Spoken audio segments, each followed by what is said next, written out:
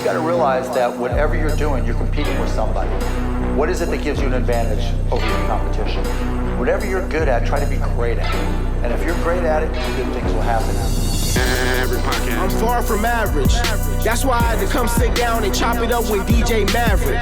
They know my name from coast to coast and even in Dallas. I use my talent when I'm faced with a challenge. Gratitude strength is my magnet. Close your eyes and imagine. If you can see it in your mind, then you can have it. Maverick Podcast. Welcome, ladies and gentlemen. You could have been anywhere in the world, but you're here with us. This is the Maverick Podcast. I'm your host, DJ Maverick. Today we have another rock star in the building. We have visual artist and consultant, the one and only Lauren Kelly. Welcome to the podcast. Hey, bonjour. It's such an honor and a pleasure to be back. Lauren and Dejnakas, Borewadmi Kwendash, Shishibeni and Ibandagwis, Norman, Oklahoma and Dochbia, Norman Edge Dayan. My name is Lauren. I'm citizen Potawatomi, and I am both from and currently based in Norman, Oklahoma. Love that. I've been looking forward to it. It's been way too long. It really has. Yeah. I've been missing you. Yeah, and you've been super busy. Yes. Right. Yeah, hair on fire. Yeah. Not literally, thank goodness. So what would you say for someone that's not familiar with sort of the art scene? What's like current state? How would you describe it? What's the world like for an artist nowadays? Man, it's topsy-turvy, but like, when is it not in the art world? You know, the art world is kind of counterintuitive in a lot of ways, just because it doesn't necessarily follow the rest of the markets worldwide. Mm-hmm. And so you can be up when everything else is down, and you can be down when everything else is up. It's really a game of connecting to the right demographics at the right time in the right place with like a pinch of luck. Mm-hmm. Definitely. We were talking about how you got to prepare yourself for rejection. Yes. Right? Oh, yeah. And something interesting about you is in a prior life, you were into car sales. Yes. So tell me, how did that sort of prepare you for all this rejection? Oh, gosh. Yeah. So I was in car sales, and specifically I was in internet sales, which means that if you're like online on Kelley Blue Book and you're looking for a quote on your car, or you're, browsing, cars.com or whatever and looking at listings, and you send a little inquiry saying, I want to know more about this vehicle. There's usually a real person on the other side of that that is getting that inquiry and answering it. Okay. And I was that real person for a while.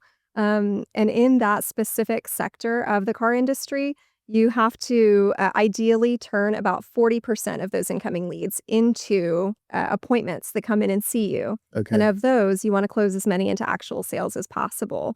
Of course, though, if you actually say that out loud, you think 40%. Hold on, that's like an F, right? Yeah. Like on my homework, That's tough. I 50%. guarantee you. Yeah, so you're hearing a lot of no's all day, every day, sometimes in very colorful language. Yeah. But what that taught me was that, as an artist, we get really in our heads about how we feel about our own work, and we have to separate that out. I've learned that I have to separate that out and give myself time to be the artist and time to be the business person. And when I'm the business person, I have to remember that if I'm not getting like 60% rejections, I'm probably either A, casting not wide enough of a net. If I'm getting way higher a success rate than the 40% success rate, then I'm probably not casting a big enough net. I'm only shooting for the opportunities I know for sure I can get. And that may feel better to my ego, but it doesn't actually do as much for my CV, for my connections, sales.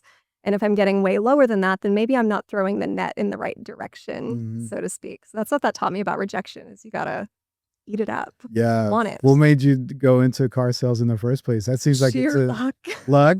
Really? Yeah, I was graduating college. I just needed some income. So I took a receptionist position because I knew like all the duties of a receptionist I can do well. I'm good at that. So I went into that, and then they really liked my phone voice. Okay. And they said, hey, we want to get you on internet sales. Awesome. That we ended up being short-staffed here and there. And so then I was actually running out on the lot and meeting people I wasn't supposed to, but I was doing it anyway. And then I moved from that into actual sales at one point. Interesting. And did some finance and, Yeah. all that. I think the thing about that too is you got to develop a relationship quickly with somebody, right?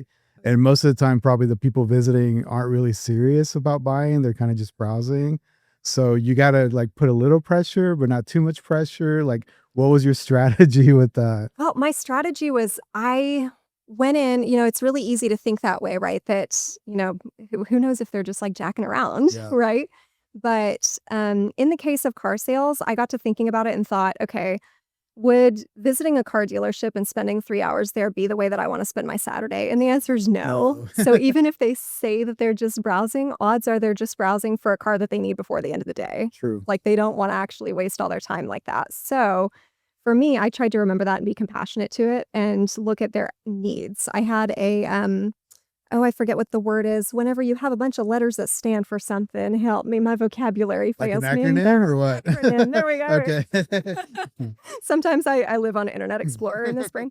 So we had this acronym that I was taught by a Mercedes corporate salesman, and he taught us, and I say us, a group of me and some other salesmen, the acronym SPACE, or sometimes SPACED with a D. And all of these letters stood for a different priority that somebody could have in their car, whether it was like seating, performance, appearance for the A, comfort, et cetera. Sure. And he said, if you can whittle that down quickly to see what they're looking for, why they're looking for a car, then you can find something for them. Or if the one that they came in on isn't working out, you can find something just as effective that can meet their needs. God. He said, if they understand that you're actually there to meet their needs, to understand them, that they're more likely to go ahead and buy from you.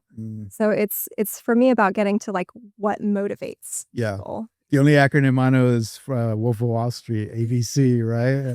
Always be closing.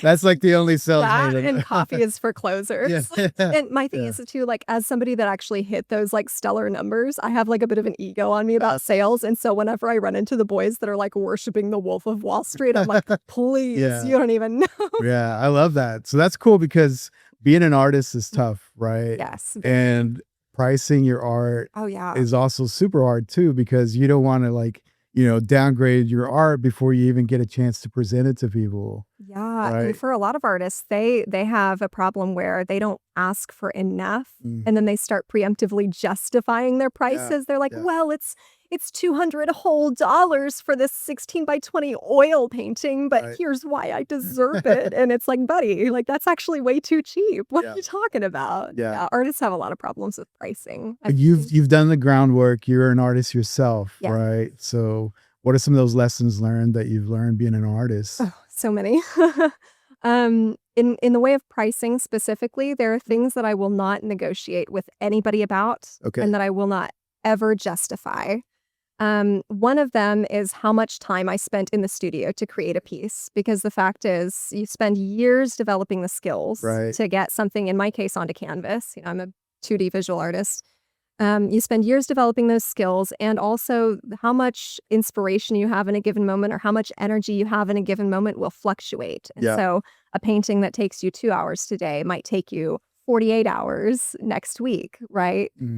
So I never allow anybody to ask me how many hours I've spent on any specific piece, because it's like that's the wrong question. Yeah, that's the wrong question. Like you're going to yank me around on this, or they think that maybe, sometimes buyers will think that if you spent less hours on it, well, then I should pay you less. And it's like, no, you're not paying me less for the decades that I've spent. And it's a wrong gauge for art, right? Like, why would you measure art based on the number of hours that it took to create it? Like that doesn't make sense to me. Oh my gosh, and something as innately tied to the human spirit and the human condition as art. We think that art is an optional thing for us, but if it was that optional, it wouldn't have stuck with us since, we were, painting our hands on walls in caves, right? Like it's something that's innately human. And so to put a value on it based on what it takes to build a log cabin or something, it's not going to be the same logic ever. The thing I love about your art is you mix modern and also a lot of tradition, right? How would you describe your art to somebody that's not familiar with it? Man, I find that it's very easy for me to get accidentally pretentious in trying to find words for it. I usually say something along the lines of, it's transcendental figurative, which figurative in art is the word for any time that you see anything revolving around like living, breathing, like mammals or figures. So if you see people, if you see dogs or something, whatever it is, that's figurative art. Which I've met gallerists that don't know that and get snooty about. I just don't like nude paintings. Like it's figurative. But anyway. Right. I describe it as like a transcendental figurative, and I explore a lot of themes around the feminine experience, around cultural identity, ancestral connection, and also just like the interior of the human psyche. My work is very psychologically based. I take a lot of visual cues from Frida Kahlo, from Gustav Klimt, and from Norval Morisot as well. So you'll Love see that. all of these influences present in my work. And I say modern too, because there's a lot of women empowerment. At least to me, it seems to come across that way. Absolutely. And, it's so easy to kind of get in the world that we live in, that we have to operate in daily. It's so easy for us to get lost in this kind of imperial delusion of hierarchical power structures that we like to think are a given. Yeah. But the fact is they don't exist really in the natural world. We've imposed them that way because it makes us feel good about ourselves or because we like to put things in boxes. But go spend a week out alone in the woods and you'll learn real fast that there's no hierarchy. It's a web. Right. Even the food chain is a web more than anything. And I think I explore that in terms of the psychological element of that in my work quite a bit as well. And, in a traditional medicine systems kind of sense, there's not like a one size fits all prescriptive attitude to be had. But I do find that our traditional indigenous systems are a lot more rooted in acknowledgement of feminine power and vision, not in a way of either or, but in a way of and, that we acknowledge that a lot more in those systems. And so I try to lean into that as I explore that. Yeah. And also, I think when I think about just how insignificant we are in the grand scheme of thing, right? Like, I think if like the world is a book, right? I think we would be lucky to be the dot on an I on a page of a book, right? Like, that's how insignificant, right? If you think about everybody in the world, right? If even that much, right? If you're lucky to be that. Oh my gosh, right? Yeah. We're always contributing. We're always being. We're so much smaller and bigger at the same time than we think we are with each other and in the broad scope of humanity. Well, you fixing to get me on a philosophical tangent.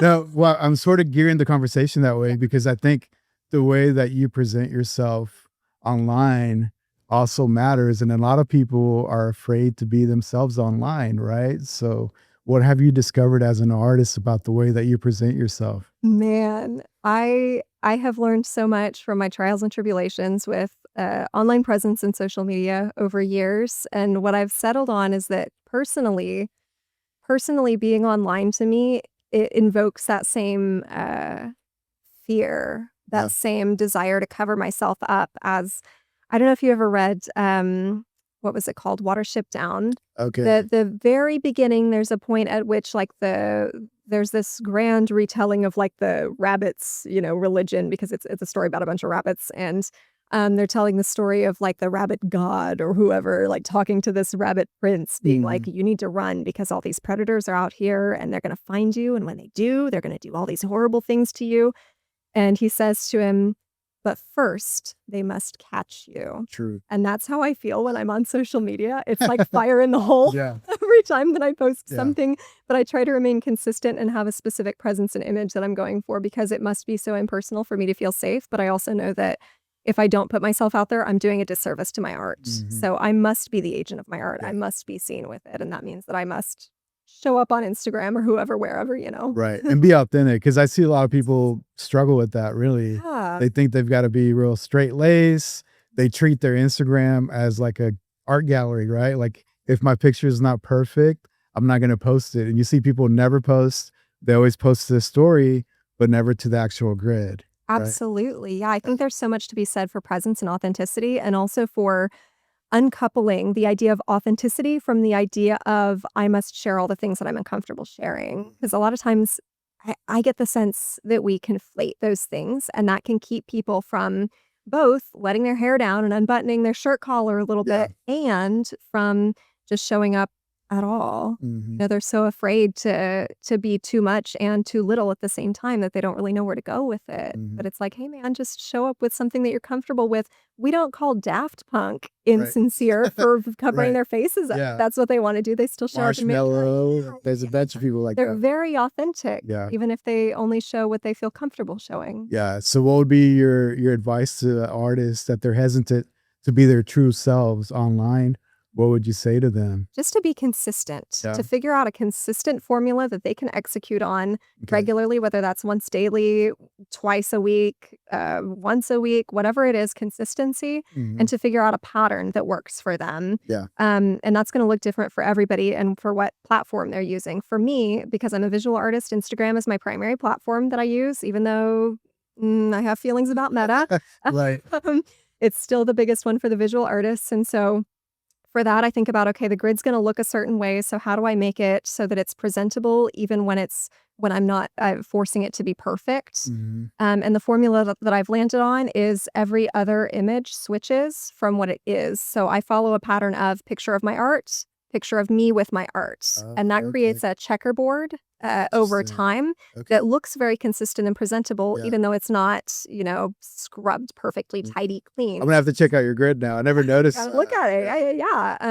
And that also allows me to be very consistent. And I think also to recycling content is something that people that don't already do it kind of think down on, or they think that they can't execute on. But I promise you that it's so much, you know this because you're in media production, but it's so much easier to find like an hour on a Saturday and snap a bunch of pictures with, if you're a visual artist like me, 5 different paintings, and snap a bunch of pictures of your works in progress and your cute little flat lays of your supplies or whatever. It's so much easier to just take an hour or two and knock that out and then have it and make drafts and post them up or use a scheduling tool than to sit there all week and go, oh, I have to paint something new to post. It's like, no, you don't. You really don't. You can just make a bank and call it good. I love that. I struggle with that too. And I just recently started doing like a Throwback Thursday where I highlight episodes like, before people are caught on. There was a lot of hidden gems that people may have missed. Yes. Right. So now I'm going back to the catalog and every Thursday putting an episode. I don't know what you think about that, but I mean, from the Maverick Vault or something. Yeah. And I've gotten some good feedback because a lot of people weren't aware, like, oh, you've had so-and-so on the pod. I didn't even know, right? I think about one major case study in this that's in the music scene would be Chappell Roan. True. Everybody thinks about her right now where she's in this very big, like drag sort of inspired era. And that's super cool. But she was making music for a long time before that. And even things like, Pink Pony Club didn't pop off for another, 2 years after she produced it, maybe more. And so I think that there's a lot of patience that has to go into the content making. And once you're pretty far along, you got to be willing to go back and show at least what you're willing to show from the past as well. I struggle because some of those aren't as polished and, the lighting may have not been perfect. Yeah, you get the perfectionist thing going on. You're like, ooh. I don't know if you do that too with your paintings where you go back and you're like, my style is completely different now. I one up you on that. I literally take the canvases that I hate and I put them in front of my camera and then I go on camera and I film myself painting over them. Oh, way. So really? You'll see that occasionally in my feed where it's like I literally show up and I'm like, I don't like this anymore. I think I'm going to just slap some paint on it. And so a lot of my paintings actually have like multiple paintings under them. Not because I couldn't keep the canvas, but because I'm just sitting there looking at it going, why would I keep this? I don't That's like awesome. it. And it's therapeutic probably because you're like a new person and you're acknowledging your old self, but you're like making something new. That's kind of that. And I kind of think of those, I'm a bit of a nerd and I've watched those, documentaries on art where they'll go and like use x-rays or whatever to scan what's under different paintings and see like, these Da Vinci pieces with a whole other piece under it. And I'm just sitting there thinking like one day somebody's going to look at this and they're going to see the paint. That's probably not going to happen. And plus it's acrylics. It's not like they're going to. You never know. There's also like a wave. I don't know if you've seen this where people go through like a thrift store and buy like an old painting and then like paint over it something that's not serious. Like they'll put like the Teenage Mutant Ninja Turtles inside of a Western, picture or something. I don't know if you've seen that, but to me, that's kind of cool to play with art that way. Yeah. And I think that art is inherently playful. It's so human. It's meant to be played with. Absolutely. And, why not? Yeah. Recently, you went full time. I did. With art. I did. Walk me through that because that's scary. I don't know how you did it, but walk me through those steps. Well, so, I've talked to you before about the year that I took off to paint. And that was a very planned instance for me. I had like a mental health crisis that revealed to me that like art was not optional for my well-being.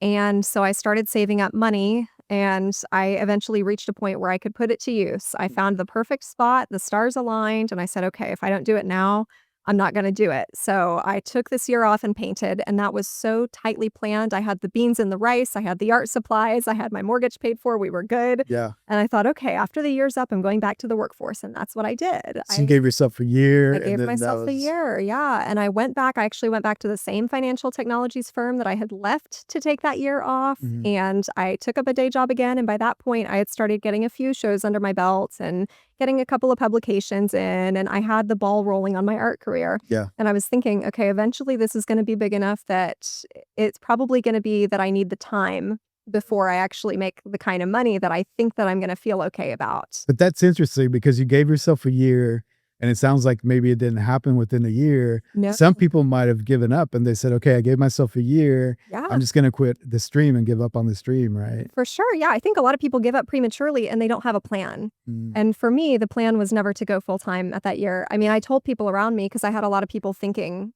a lot of people think that way of like, oh, you're going to make your dream happen and it's Right. just going to come to you like that. And Yeah, I was going in knowing that's not how it works. So I would shrug and tell people like, yeah, if it works, then that's awesome. But that's not probably what's going to happen, nor would I feel okay with that happening.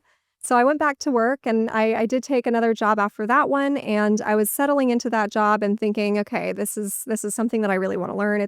It was in like grant writing. And I was thinking, great, this is a skill set that I want to cultivate. And I was getting involved with these organizations through it and thinking, all right, this is good. And then something in my spirit broke. And it was as if I knew something was wrong, but I wasn't ready to admit it yet. So I went and did a weekend workshop with like this Native entrepreneur and arts uplifting sort of organization. They put on, business and marketing courses. They do a lot of like First Friday stuff in Albuquerque, but they were Okay. visiting Oklahoma City. And while they were there, they had one of my favorite artists come to speak. And I don't know if you're familiar with Stephen Paul Judd.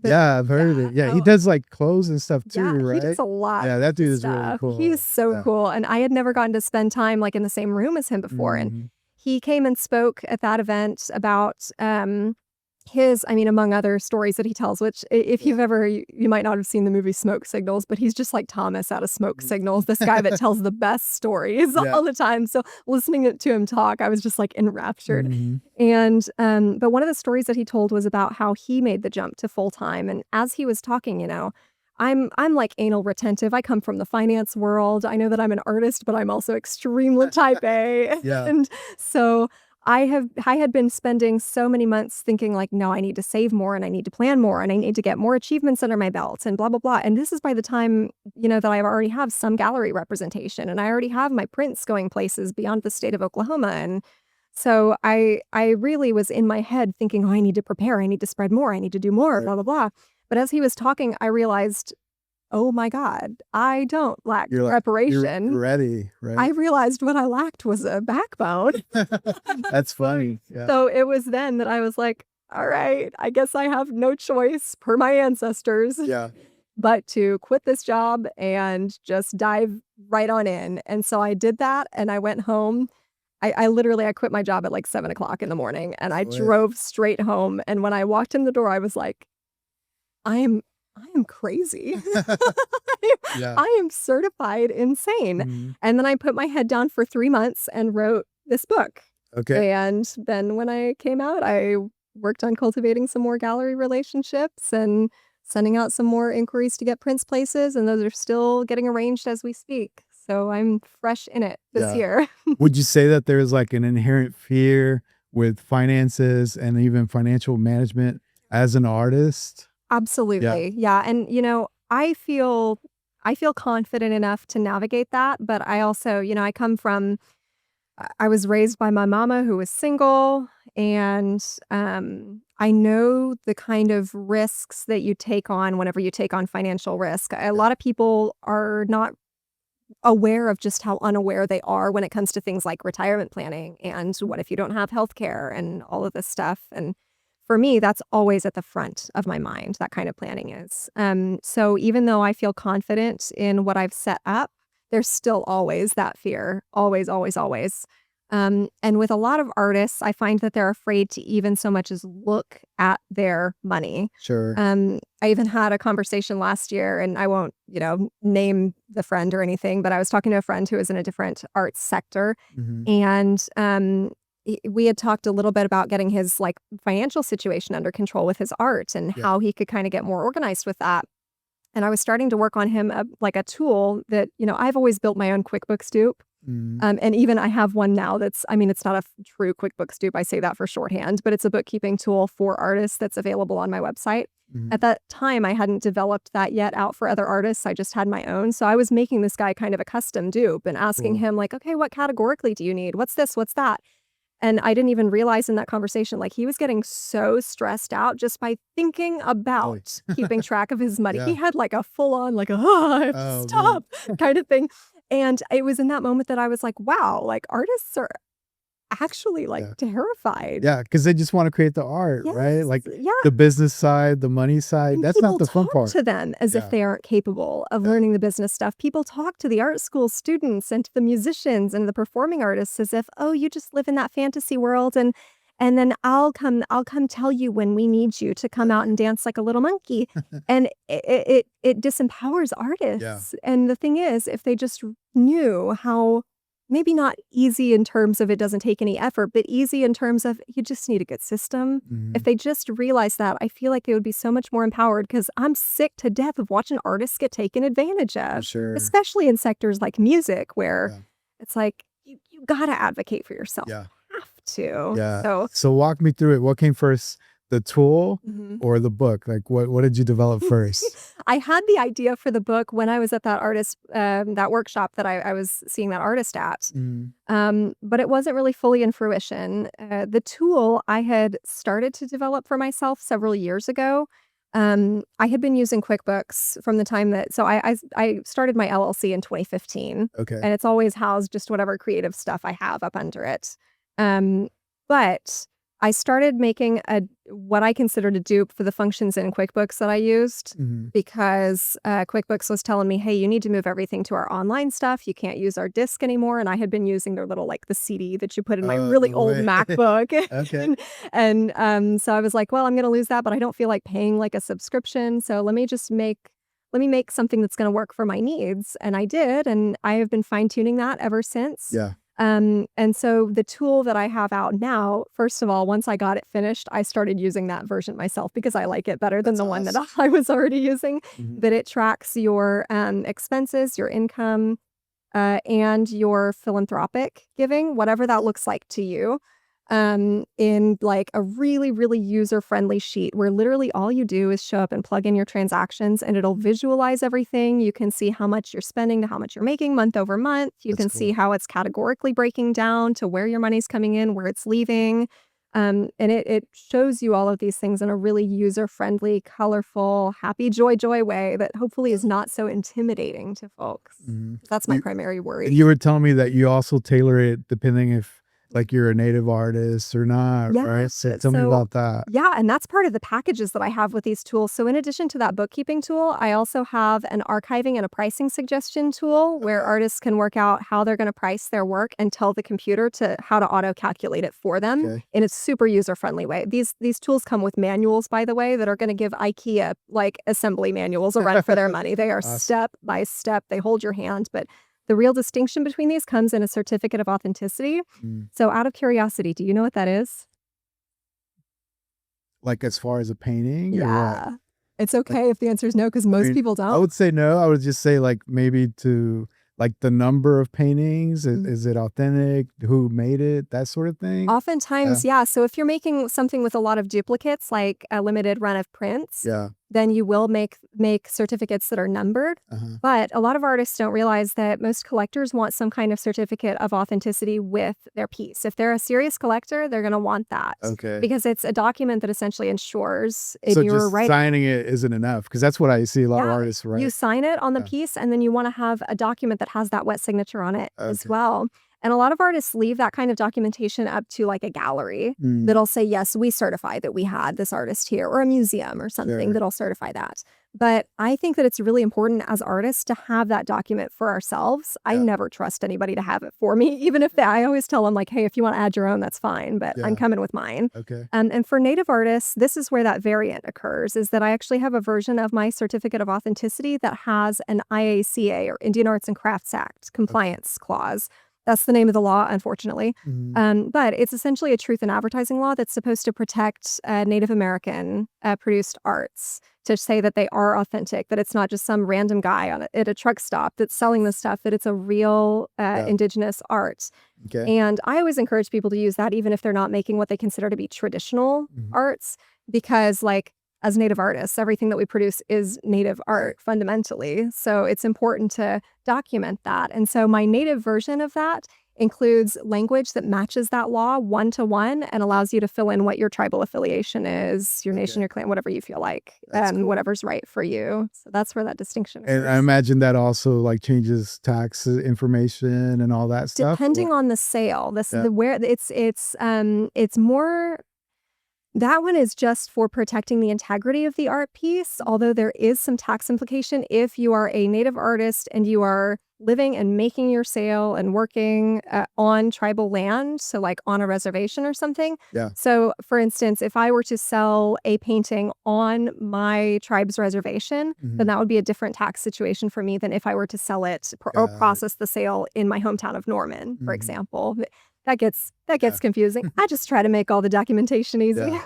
I love that because you're putting, you've done it as an artist. Yeah. You're putting all that knowledge, packing it up, and it's easy to consume from a new artist perspective. So I love that. Yeah. I just thought about, one of the things that got to me when I was listening to Steven speak was, dang, how much time did I waste having to figure this stuff out by myself? And what could I cut? What could I make a shortcut for to make it easier for somebody else? What do I wish had been given to me? Yeah. And so all of those tools constitute that, and everything in my book is that as well. It's like half bestie motivational talk and half like, hey, dum-dum, here's all the things that you didn't learn if you didn't go to art school like I didn't. Yeah. So So let's talk about this book. yeah, it's Tell me about it. So- Especially the title. I love the Oh, yeah. title. It's very cheeky. I try not to whenever we're talking too much in person, but I am a tech girly. And if you've never been around a tech firm ever before, everybody up there has a potty mouth, and I am no exception. So it is called From Canvas to Career, an artist's no shit guide to going pro. Love that. And it really is like a beginner friendly kind of manual. It goes through things that, if you're like me, you probably didn't get to learn a formal environment. So things like, how do you write your artist bio? How do you write your artist statement? But then also things that maybe you wouldn't have learned in art school anyway. Things like how to present yourself when you're trying to sell your work, how to write emails that are actually professional and don't look like dog poop Right. whenever you're contacting galleries, venues, whatever. And it's also just chock full of like little motivational stories here and there from my own experience that I just, I was really fortunate to have a few close friends that really supported me. But most of the people in my life, even when I took the year off, and even the people that love and cared about me, had the most nasty stuff to say. They meant so well, but it was things like, are you sure about that? What's your long-term plan? How's your little art thing going? Plan B, right? Yeah. So I want to inject that kind of spirit in there. So hopefully anybody at any level can get something out of it, but it's really intended for those artists that are just kicking off. So you have like templates of like how to yeah. pitch an art gallery, how to respond, how to that sort of stuff. I have it like, you can't copy paste off a physical page, but it's copy pastable type of text. It's like, just use this formula, fill it in. Like in sales, I learned the magic of word tracks. For sure. Not just for like, whenever you're having to learn the verbiage to use, but also to cut the bandwidth that it takes in your brain. Yeah. To this day, I keep certain word tracks on my computer that I can just pick up and go. Not because I'm not trying to build personal connection with the people that I'm connecting with, but because, if I'm really hitting it hard and I'm sending out, 50 inquiries Right. or something in a day, then I'm not going to sit there and sweat over every single one. I'm going to crank it out. And so those help with that, with that volume. And also, hopefully, if you help with the volume, you'll also help yourself with, like rejection sensitivity over time too. How does it feel to be a published author? It feels insane. Yeah. It feels crazy. I did go the self-publishing route, which for me was important because I want to retain full creative, integrity over absolutely everything, which was also quite a bit of a learning curve for me because I haven't, made a book like this before. I haven't done my own cover design deeply like that before. I haven't formatted the inside of a book. And, there are online tools that can help. But ultimately, it still comes down to your eyeballs are the ones on that page. And in my case, I didn't even have like a team around me. I didn't have, external, beta readers, editors and stuff. I mean, I had people that had come check out a chapter here and there, but I was the one having to stitch all of that together. And are you a good writer by nature? I luckily am. Okay. That seems like a big, ask to do that. Yeah. I know. The people that are closest to me in my life are probably very glad that I spent some time writing that because I regularly otherwise am writing them novels in their text because I'm one of those that I don't know how to say this. It's like hyperverbal, but on the page. I'm very literature and written word oriented. I communicate and I also process best through that written word and getting to just spend time chewing on it. And so I was writing that instead of blowing my best friend up with observations on a trashy TV show or something. Yeah. So was it enjoyable? Because I think if you haven't written a book, you have to learn how to write the book, how to publish the book.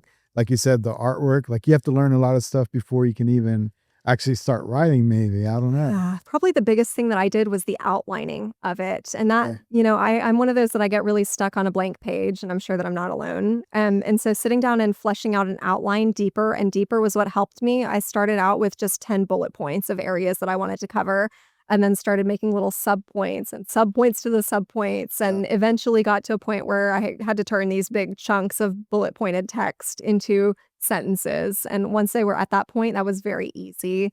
And then I've also, I've done a lot where I've had to write like procedural manuals in a tech or a finance sort of situation. Okay. And so a lot of the chapters that deal with the more technical details of, hey, let's go over these, 20 different types of item, like that was very easy for me to churn out just because I'm used to having to define things.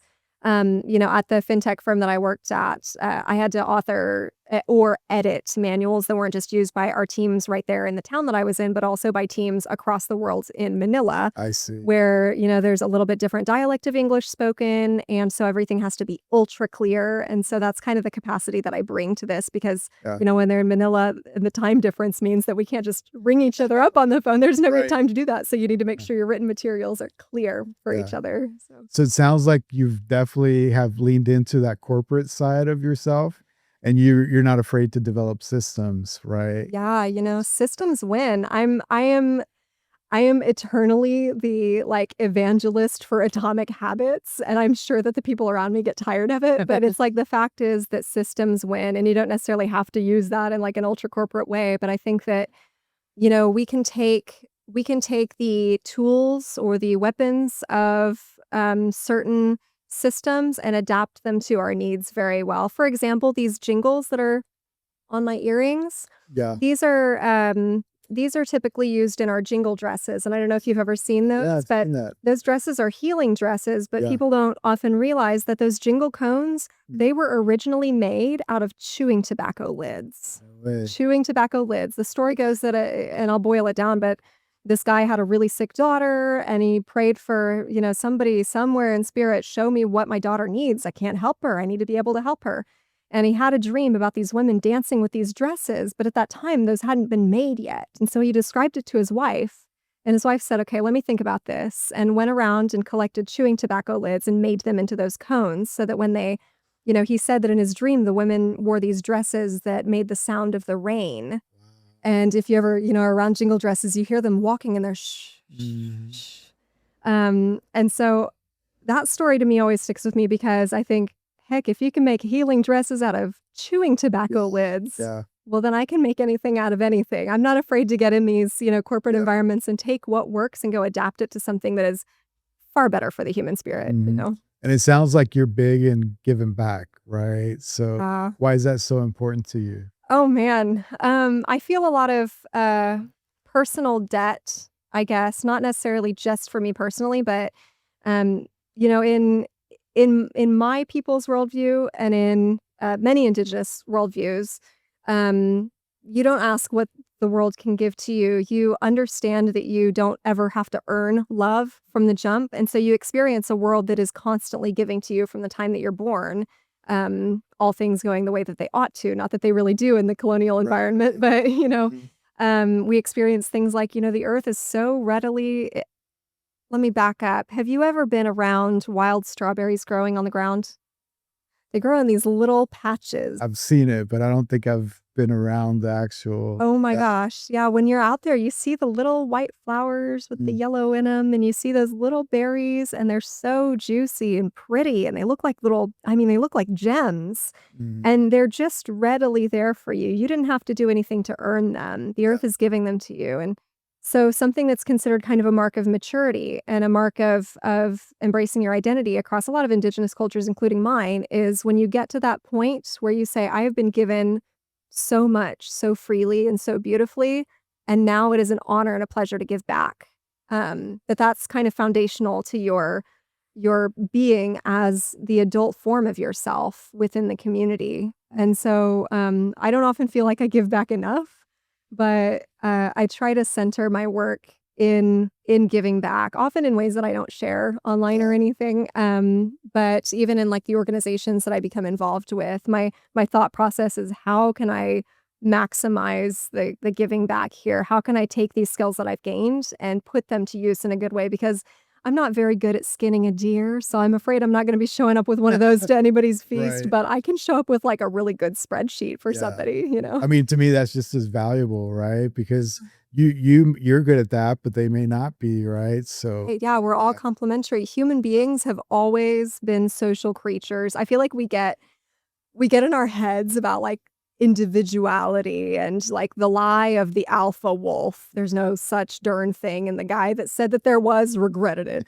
So, but we forget how much we are innately compassionate and empathetic creatures, yeah, and we are innately meant to be in community, and that also means we're innately meant to give and receive freely from each other. yeah, and that would add also to create, Yes. right? Like I Yes. feel like we're all like meant to create something, Oh, right? absolutely. Whenever somebody says they're not creative, I have to fight myself Yeah, not to like lovingly slap yeah, them upside the head, because it's like, yeah. yes, you can. You Yeah, create. because that could Everybody be, maybe that person gardening is their thing, creates. music, Yeah, writing. Like cooking. I feel like we all have something, right? Yes, we really all do. Putting together a great outfit. I Yeah. don't know, putting together a great lunch spread. Everybody has something that they create that they lean into. I would even say that like I've spent a lot of time, because I was at car dealerships, around auto mechanics, and I don't know that I've seen a more creative bunch of people, Right. like Yeah. creating is so mm. Yeah. With the opportunities and the doors that this art has opened for you, do you still like, get hit up for art shows or whatever, and you're like, what is this? Like, what world am I living in? Oh my gosh, Yeah. yeah, yeah, constantly. And for me, it's like I almost feel like it's my ancestors, because it's or the spirits or something, because Mhm. it's always miraculously, every time that I start to get in my head and go, I don't know if I'm cut out for this, and I don't even know if I'm supposed to be here, and blah blah blah. And I start getting like, I go into this spiral, and then the universe is like, hey, stop complaining. Here's a show. And I'm like, oh, okay, great. Never mind. Thanks. Sorry, I'll show up for that. Yeah. Tell me about the coolest story related to that. Like, what's been something that just like maybe it was a goal of yours or something Oh my that's just gosh. so crazy that when it happened, you're like, holy cow, like it finally happened. Yeah. So, in 2022, this is at the end of the year off that I took. Mhm. I was going back into the workforce, and I had the opportunity, me and my best friend, we had the opportunity to go together to Santa Fe in New Mexico for the Centennial Summer Market out there. And this, I mean, we're talking a huge, think about like a giant powwow smushed together with Art Basel. Okay. Like we're talking a massive, That sounds massive arts amazing. event. It's incredible. Mhm. And it's been going on for that year was actually the 100th year of it. Mm. And I mean, there's a huge history to it, but my friend and I went and I said, I really want to go to this. There were 2 things that happened there, and this was one of them. I said, I really want to go to Sovereign, which is an all contemporary art, indigenous art expo. Mhm. I mean, the whole event is indigenous art, but this specifically was like, it's like the ultra contemporary crowd puts their work in there. And it's spearheaded by a gallery called Fahrenheit, which is owned by Greg Farah, who we love. So we went to visit that, and I told my best friend while we were there, I would love to have work in Sovereign one day. Last year, during the summer, I had just gotten over a bout of some illness, and I hadn't checked my messages in a while. Mhm. I opened up my messages, and wouldn't you know, one of the curators of Sovereign had reached out to me, and we're now tight. She's super cool. Yeah. Her name's Carly. She is a Muskogee Creek artist, Carly Treese. She's also involved with Four Mothers Collective in Tulsa. But she is just a bomb diggity artist. Like if you like Rothko, you'll like Carly. Okay. But she had reached out and said, "Hey, can I get you to send some work with me this year?" And I was like, "Absolutely." Is it too late? Because she had Yeah. said this like 8 weeks before. So that was one miracle that occurred while we were out there. And the second crazy thing that occurred was my bestie and I, you know, we both come from not super privileged backgrounds. And so we decided that we were going to be bougie while we were in Santa Fe. But one of the nights that we were there, as the night's coming to a close, we took ourselves to this like super fancy restaurant, and we Yeah. were all done up, dolled up and everything. And we're both sitting there looking at each other toward the end of this meal, sipping our wine. And she goes, "Laura and I have to go to a dive bar." And I was like, "You know what? Me too, girl. Let's go." So she pulls up a map on her phone and she goes, "I don't know. I just feel like we need to go to this one." And I was like, "Well, there's this other one a block closer." And she was like, "No, we Nope. got to go to this one." And we roll up on this dive bar and it smells like rat pee, and we are drinking like PBRs. Okay. It's just gross. It's in like you have to walk downstairs from the street level into it. We're throwing darts badly. Mm. And this guy walks up to us and he starts talking to us. And I recognized his face from somewhere, and I just couldn't place it in my head, but I recognized his face. And I thought, so strange. As we're talking to him, he's asking us what we're doing in town. We're like, "We're here for the market." And he's like, "Oh, me too. I'm helping a buddy he's got like a booth and he's got some work at a museum and he just needed extra hands." And I go, "Really? Who's that? Who's your friend?" And he goes, "It's Virgil Ortiz, who is my favorite Pueblo It's artist." incredible. And I was like, "You're kidding." And he goes, "No, he's right over there." And I turn around and there's Virgil with like a beer in each hand and going, "Hey." Awesome. I was like, "Oh my God." And so I looked at my bestie and went, "Your senses, they led us here." So that was a crazy scenario. And of course, Virgil was like super tired. He'd been working all day. And so we tried not to bother him too much. But Yeah. if you get the chance to check out his work, oh my God. Like That's we're incredible. talking indigenous futurism to the max. He Mhm. revolves a lot of his work around the storytelling and creative retellings of the revolt of 1680. I mean, Yeah. this is a badass artist. So yeah, that was the 2 crazy instances Yeah. while we were there. Cool. Yeah. So you've been traveling a bunch, right? But you keep mentioning New Mexico.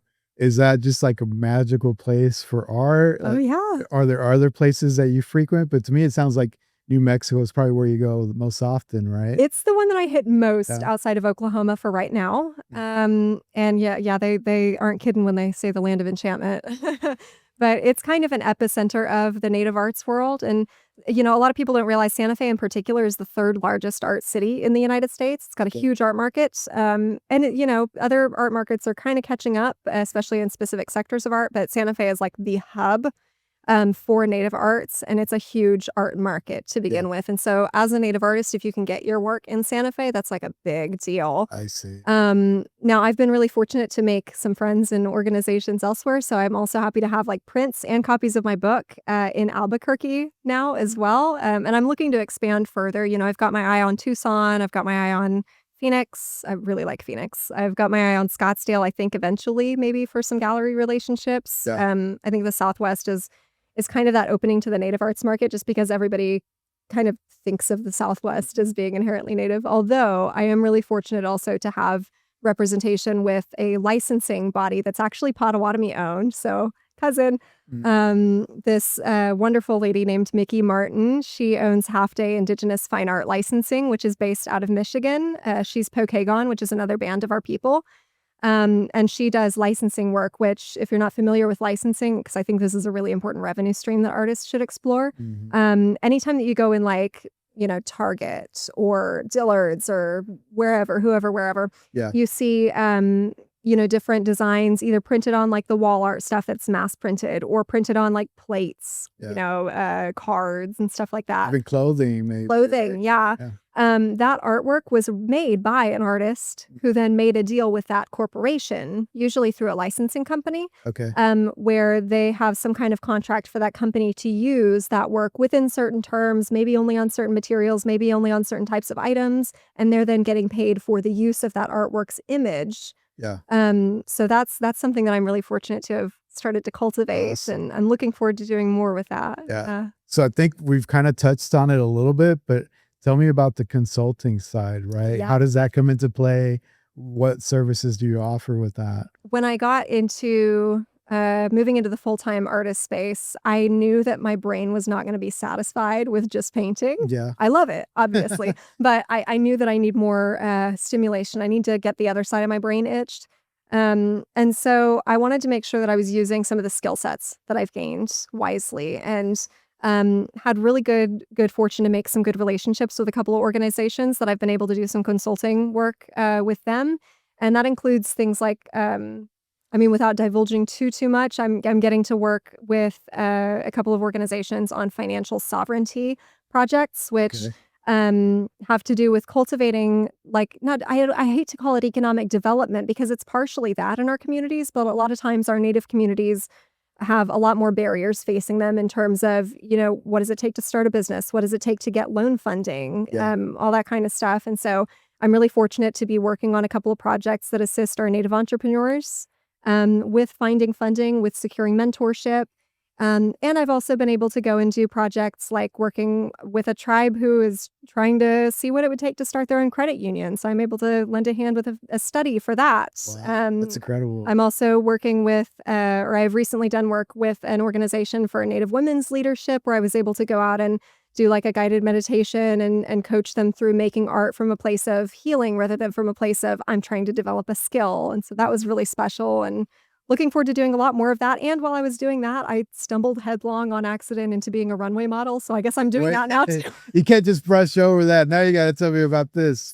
So what happened there? The craziest thing. So I have this thing where I'm chronically early to everything. I don't know. I think maybe I was like late to something important in a past life, and my spirit was just like, never again. I'm the same way. Yeah. At least 15 minutes early to everything. Yeah. It's like that. What was it? Remember the Titans where if you're not early, you're late. Yeah.